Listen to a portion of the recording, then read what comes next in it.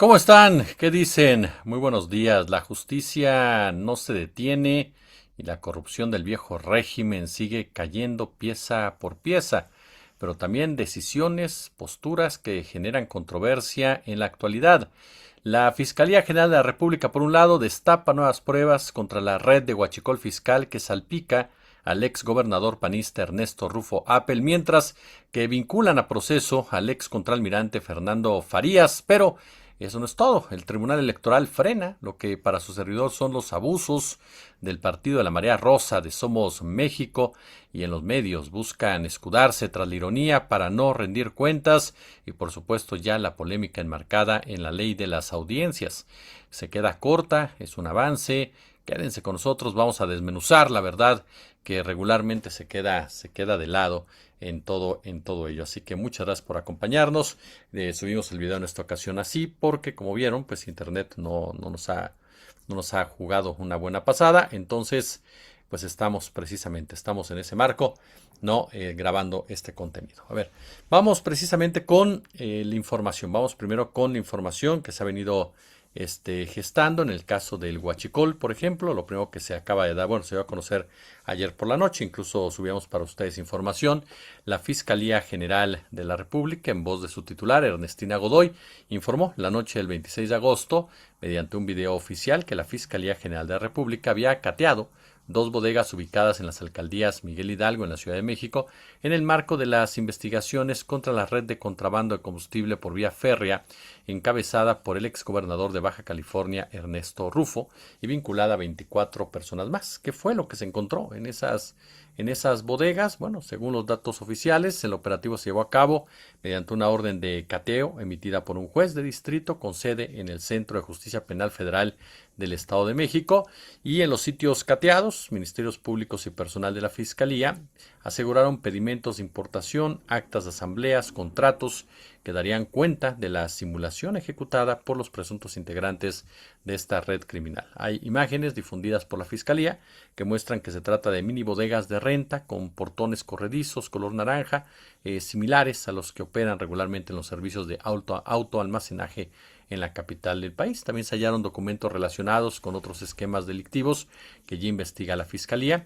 Y bueno, toda esta información se encontraba oculta precisamente en estas bodegas.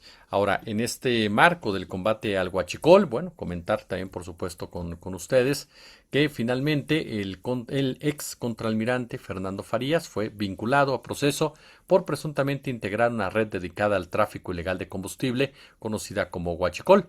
Debido a que este delito tiene contemplada la prisión preventiva, Farías seguirá preso en el penal del Altiplano, ubicado en el Estado de México, a donde fue ingresado tras su expulsión de Argentina, en donde fue detenido en abril por ingresar al país sudamericano con documentos falsos.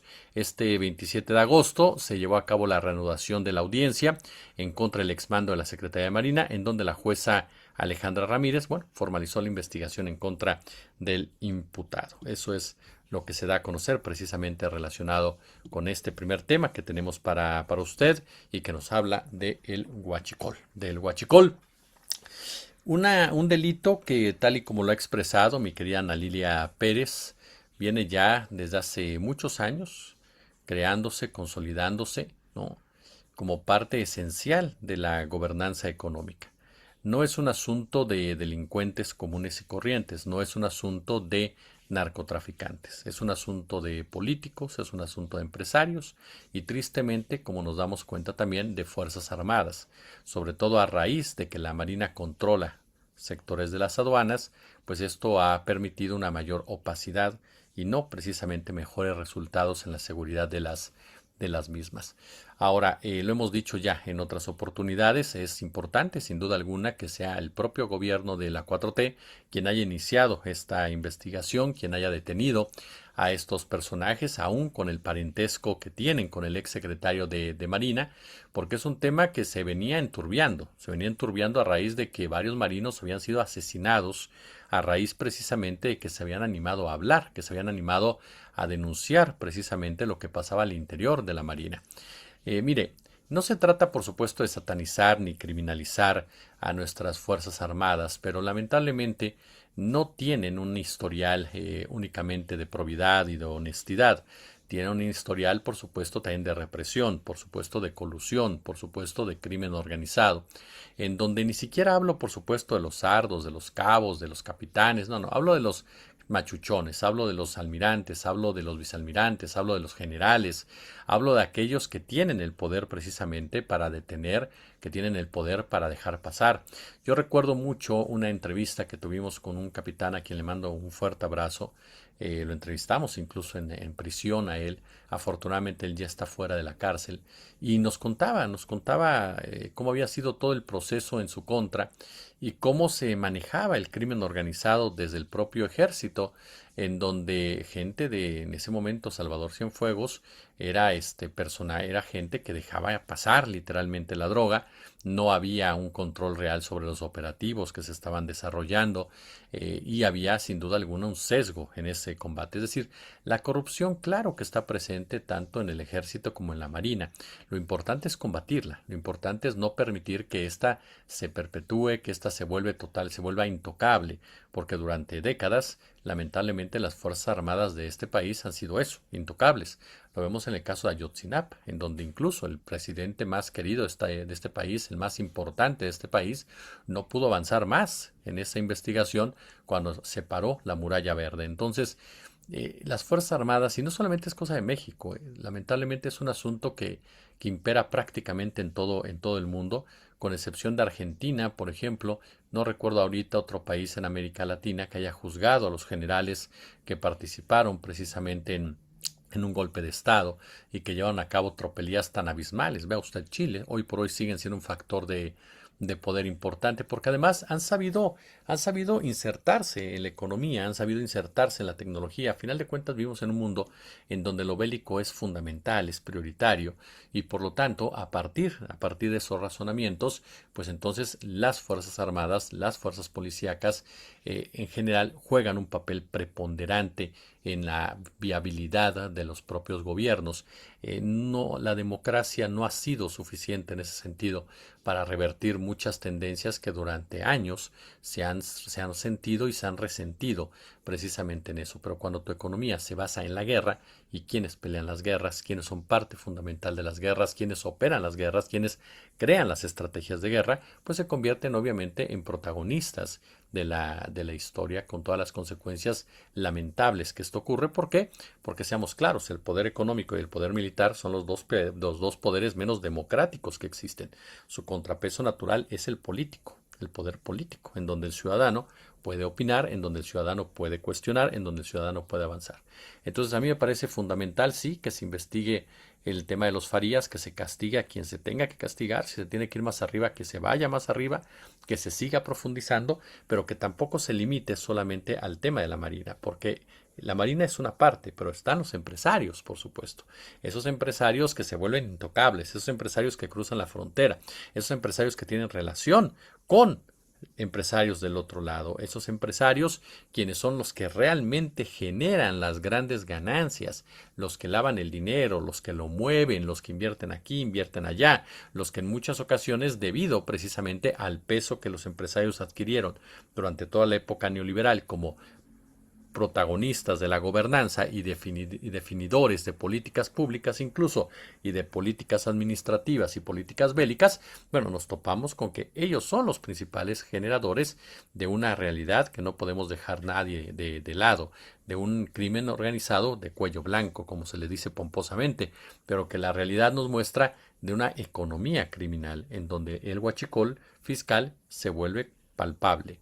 Y ahí es en donde entra la clase política, una clase política que en el mismo neoliberalismo abandonó el concepto político y se volvió empresarial, política empresarial o empresarial política, pero en donde lo importante era maximizar ganancias, hacer dinero, aprovecharse del país, aprovecharse del Estado, reducirlo completamente y ya no ver al gobierno como un ejercicio de protección, sino ver al gobierno como algo para hacer negocios, que es lo que estamos viendo con Donald Trump o Javier Milei. No, que son personajes que que han hecho de las presidencias de Estados Unidos y Argentina, respectivamente, una oficialía de negocios, una oficina literal para ir incrementando constantemente su fortuna, ¿no? Y bueno, Trump es un empresario, no es un político. Milei tampoco es un político como tal. Es un personaje extrovertido que podemos vincularlo más al concepto privado que al concepto social. Entonces nos topamos precisamente con que esa estructura criminal del huachicol fiscal parte de estos dos entes que son fundamentales. Una clase empresarial que engulle a la clase política, que la vuelve su cómplice, que la utiliza, que la manipula para que haya una impunidad constante, y una clase castrense que opera en muchos sentidos de la mano de todos estos intereses para que pueda fluir el negocio. Entonces, ese es el resultado del huachicol. Hasta ahora lo vemos en Somos México, por supuesto, y en el PAN siguen insistiendo en que Rufo es un preso político.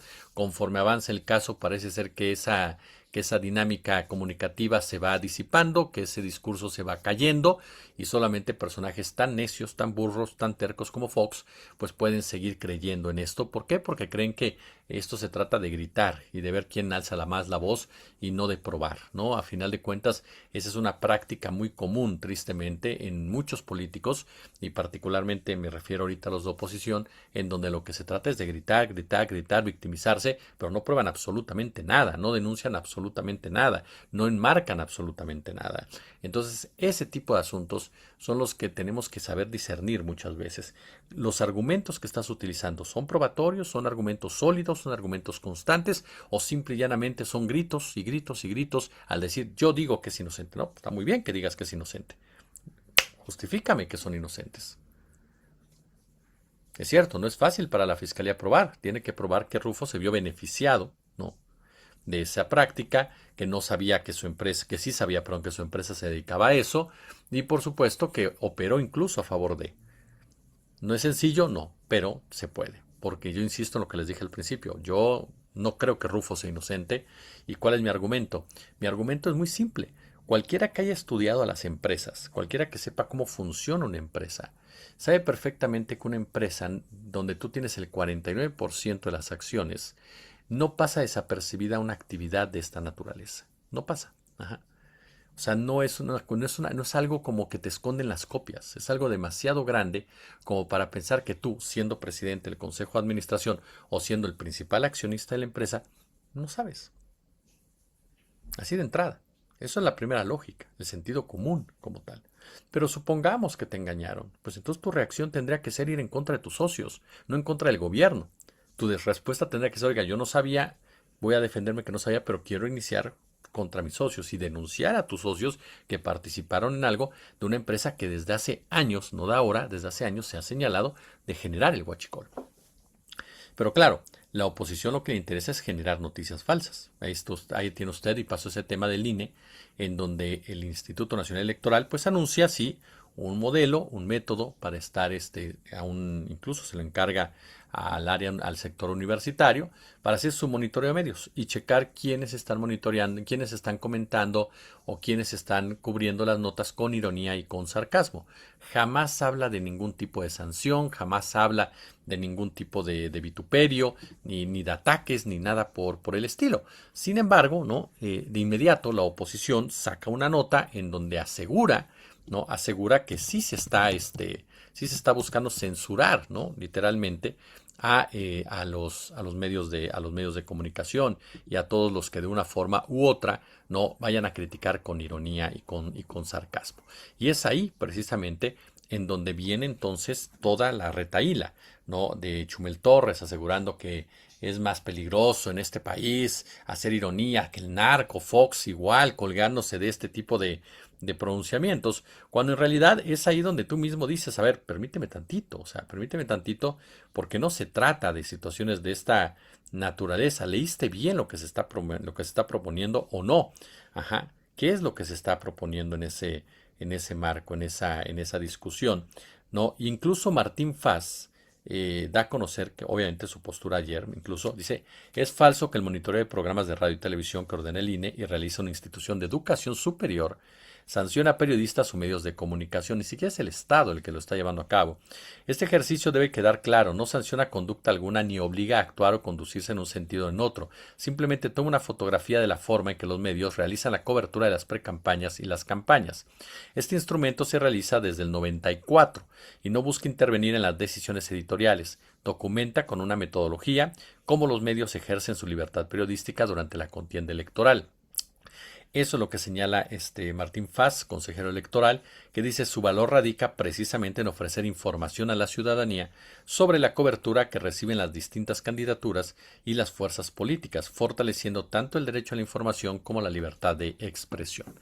O sea, la postura me parece demasiado clara, o sea, no hay una sanción, ni una persecución, ni nada por el estilo. Sin embargo, bueno, a final de cuentas, el Tribunal Electoral, para evitar cualquier tipo de conflicto, no, pues eliminó por unanimidad la variable con la que el Instituto Nacional Electoral buscaba monitorear de esta manera. Consideró que los parámetros previstos podrían poner en riesgo en un momento dado lo que se consideraría una libertad de expresión periodística, se podría malinterpretar en una situación determinada y por lo tanto dice quítalo, ¿no? Quítalo ya y nos quedamos totalmente de lado. Señala mecanismos discursivos indirectos de descalificación de personas precandidatos o candidatas que contemplan el registro de expresiones irónicas o sarcásticas, ¿no? Entonces se retira esto ya como tal de este documento para que no haya ningún tipo de dudas ni de ningún tipo de expresiones, ¿no? Mire, yo insisto en este punto y se lo digo. Entiendo bien que el tribunal busque evitar cualquier tipo de sospecha, cualquier tipo de duda, y me parece muy loable. Pero sí me parece que también se está sobreinterpretando esto. O sea, la ley lo dice muy claro. O sea, el hecho de que el INE ha monitoreado siempre las coberturas de las campañas. Y el INE siempre ha sabido quién es crítico, quién no es crítico, quién hace, quién no hace. Ahora lo que se está haciendo es hacer un apartado, porque dentro de esas coberturas ha habido sarcasmo toda la vida. Ironía toda la vida. Ajá.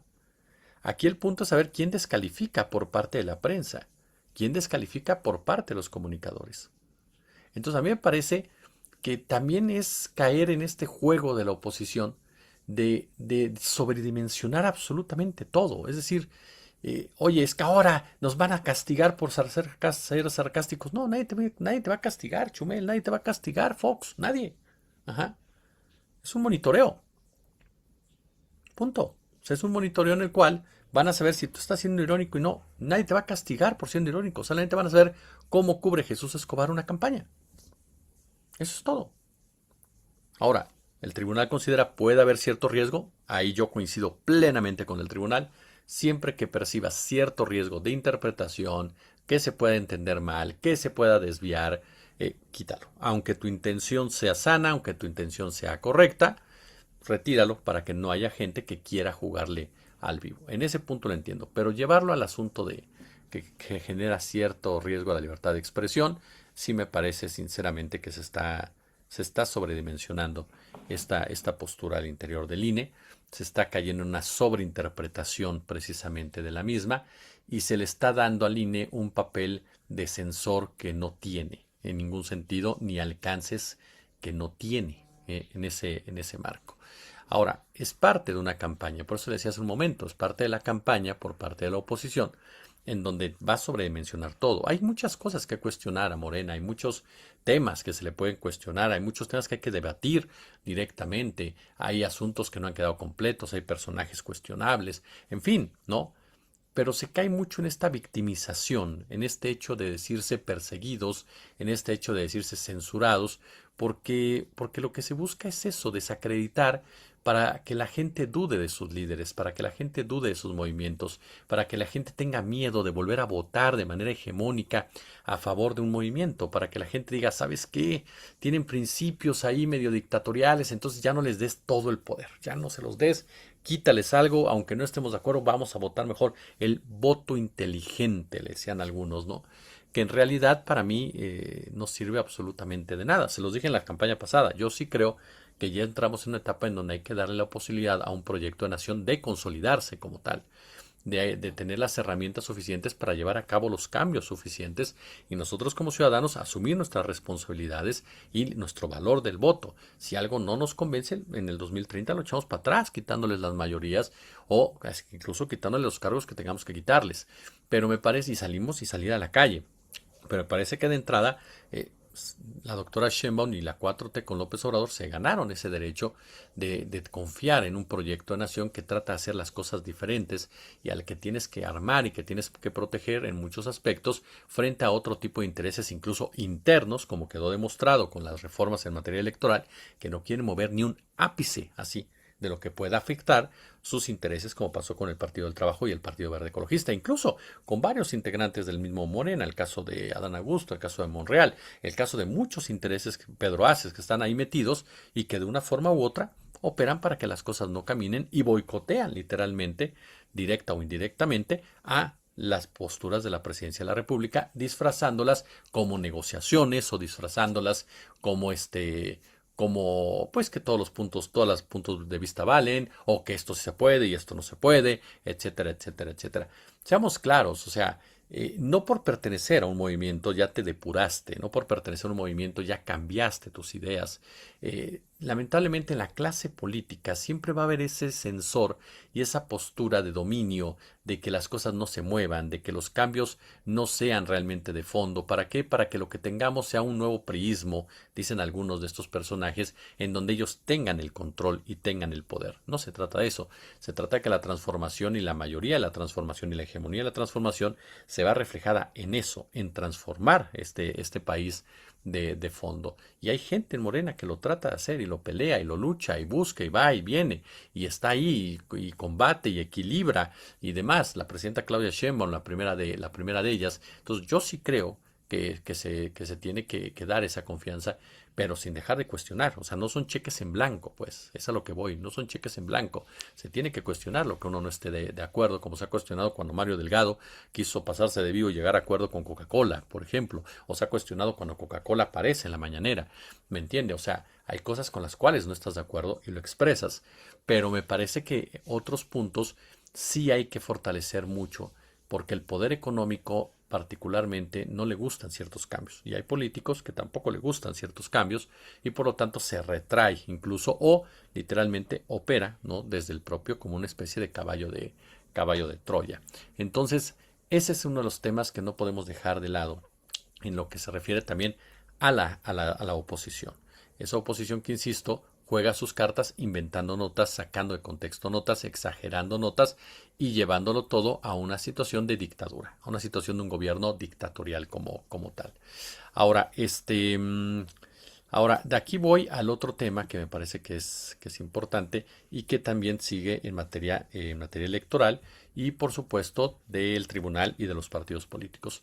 El verbo somos en combinación con México genera un efecto de apropiación simbólica de la identidad nacional. ¿Por qué? Porque se refiere a toda la nación. Así lo estimó el Tribunal Electoral del Poder Judicial de la Federación, por lo que ordenó al partido Somos México modificar su denominación, emblema y colores distintivos a más tardar el día 31. Esa es la información. La información, por supuesto, no que existe a este respecto. A mí, les soy honesto, a mí sí me parece un abuso de Somos México, como me parece un abuso del PRI. O sea, ningún partido político tiene por qué apropiarse de colores o de símbolos.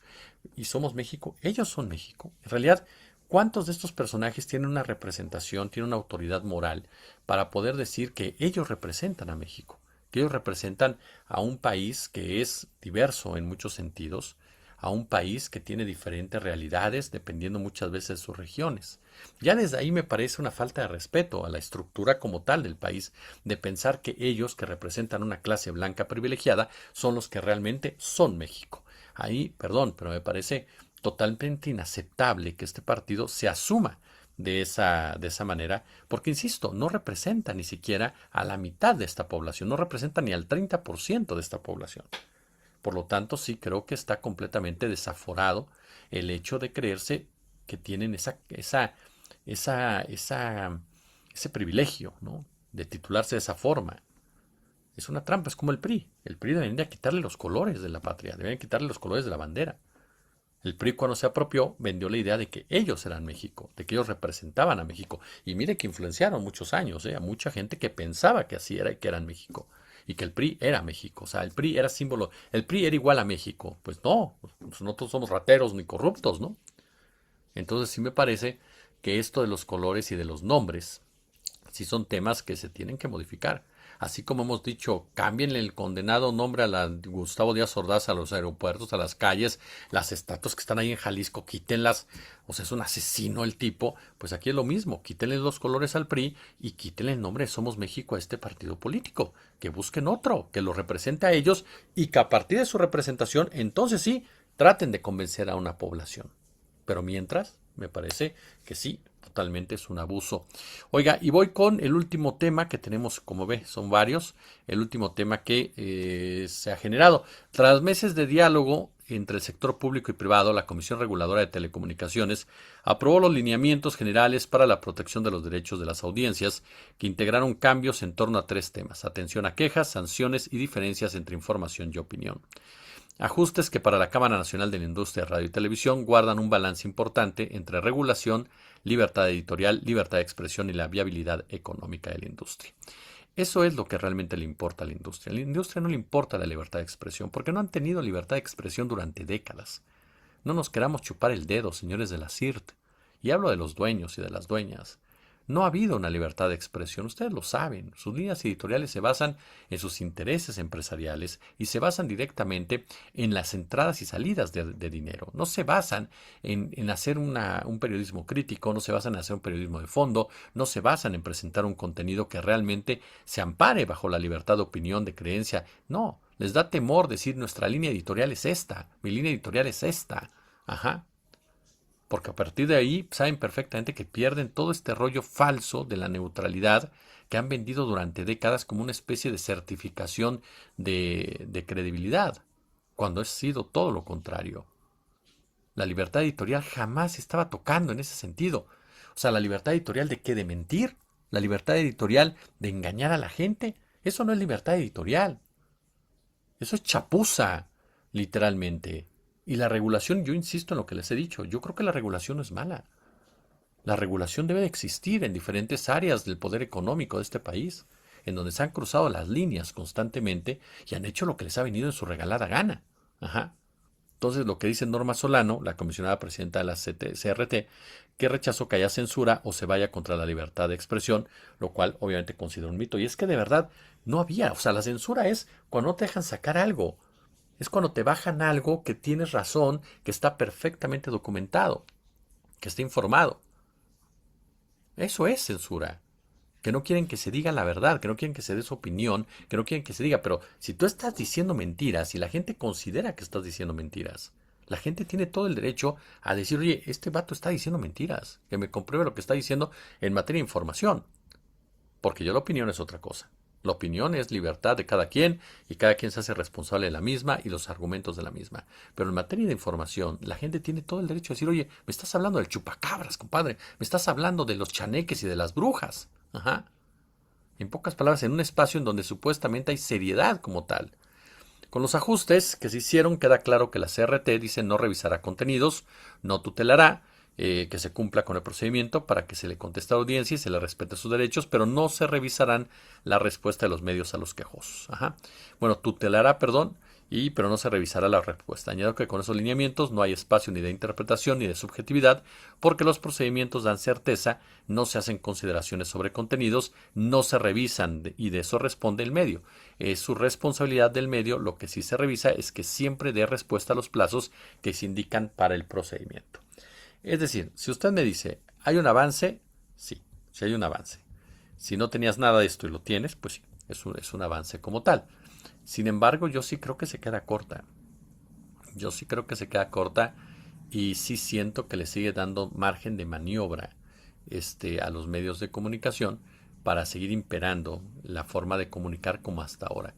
Bien, ella explicó que se determinó que la sanción máxima para los medios de comunicación de radio y televisión será de 0.1% hasta 1% de sus ingresos anuales del concesionario, ¿no? Que esa es me imagino que una negociación que se llevó en cuestión precisamente de las multas como tal, ¿no?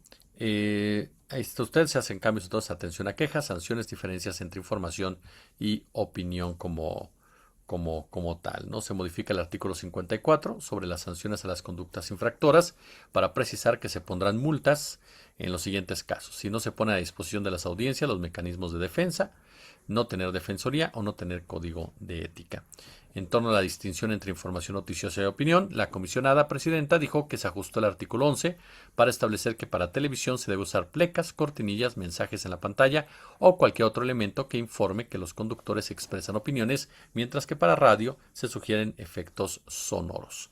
Los medios de comunicación deberán designar a la Defensoría de las Audiencias, se observará el principio de igualdad de género y las personas defensoras deberán regirse por imparcialidad, objetividad e independencia. Y agregó que es necesario tener un código de ética que establezca la mención expresa a los derechos de las audiencias, mecanismos de defensa, criterios editoriales y valores, así como los principios de la empresa. La CIRT lo que dice es que es producto del diálogo, que fue un diálogo fructífero, y aseguró que el resultado que se obtuvo de dicho intercambio de opiniones entre el sector privado y público crea precedente para futuros procesos normativos. Hubo una plena disposición del gobierno para escuchar a la industria, a los especialistas y a la población en general sobre los aspectos que resultan claves en este respecto. Pues ahí tiene usted precisamente este punto, ¿no?